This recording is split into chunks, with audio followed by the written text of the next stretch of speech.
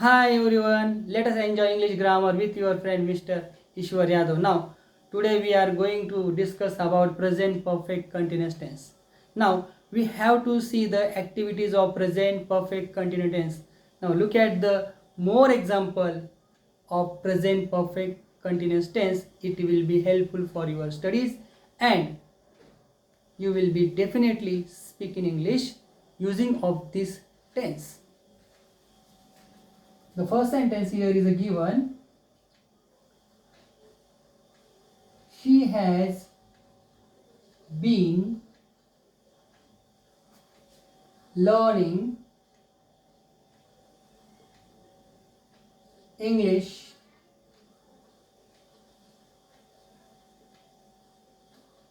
for 10 years.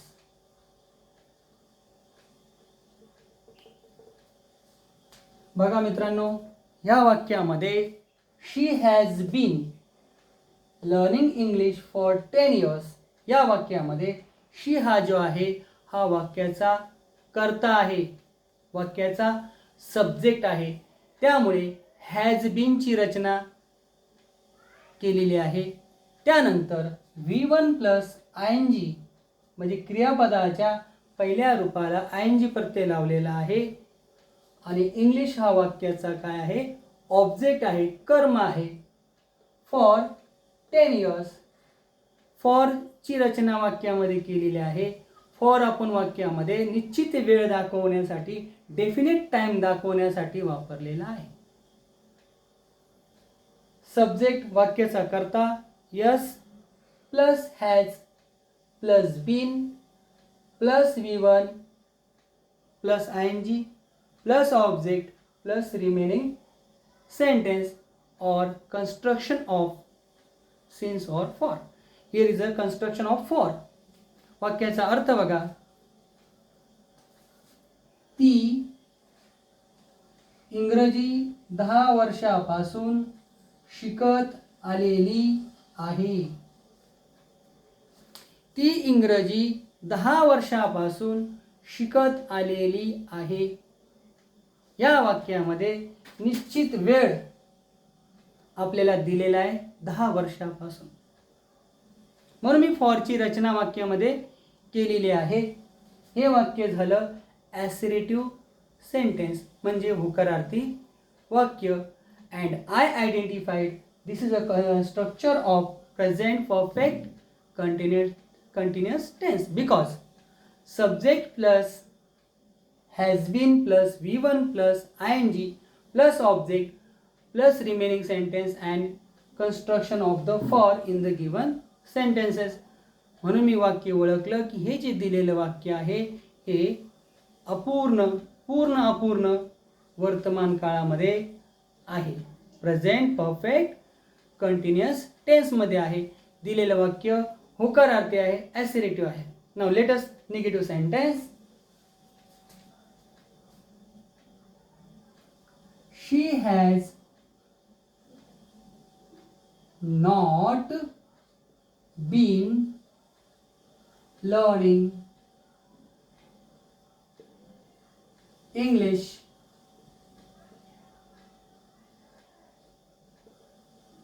for 10 years.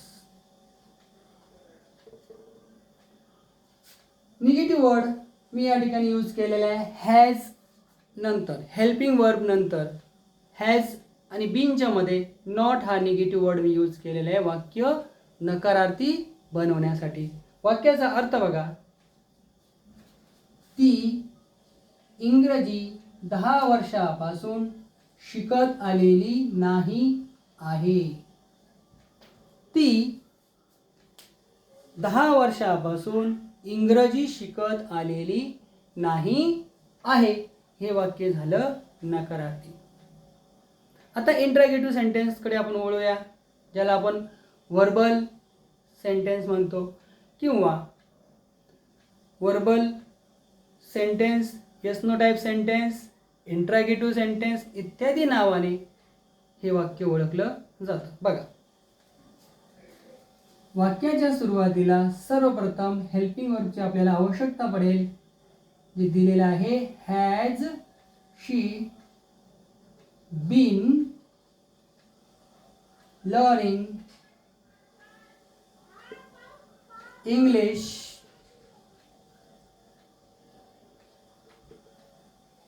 For 10 years. Put the question mark at the last of the sentence. सुरुवातीला helping verb वापरायचा आहे, त्यानंतर कर्त्याची रचना, त्यानंतर बीनची रचना, V1 plus ING, object आणि remaining sentence आणि शेवटी क्वेश्चन मार्क. वाक्याचा अर्थ बघा मित्रांनो, ती इंग्रजी 10 वर्षापासून शिकत आलेली आहे का?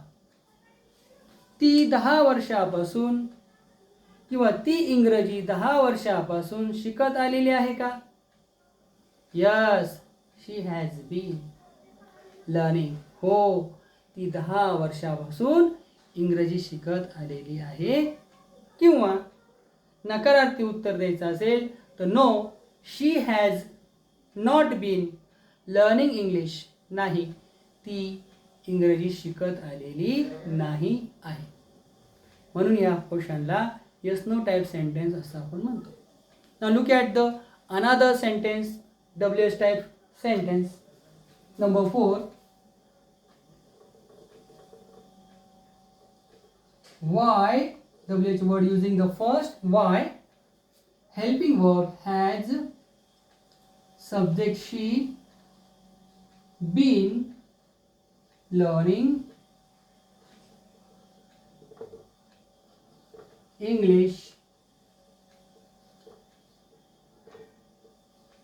for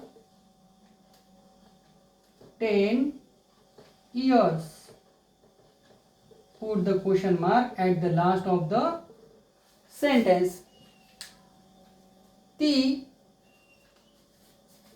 वाक्याचा सब्जेक्ट, ती इंग्रजी 10 वर्षापासून का शिकत आलेली आहे? ती इंग्रजी 10 वर्षापासून का शिकत आलेली आहे?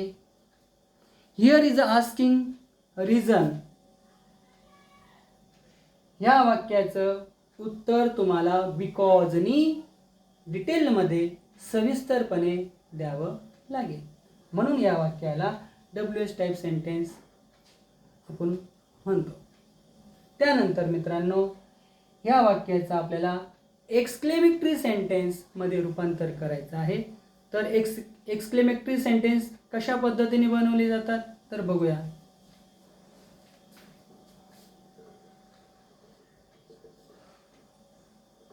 Wow, wow, she has been learning English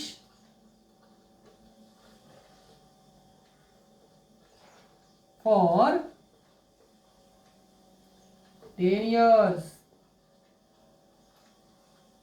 Question mark. Wow, she has been learning English for 10 years. Wow, she has been learning English for 10 years. छान, ती इंग्रजी 10 वर्षापासून शिकत आलेली आहे. तर हे झालं एक्सक्लेमेटरी सेंटेन्सेस. एक्सक्लेमेटरी सेंटेन्सेस उद्गारवाचक वाक्य अशा पद्धतीने आपण बनवू शकतो.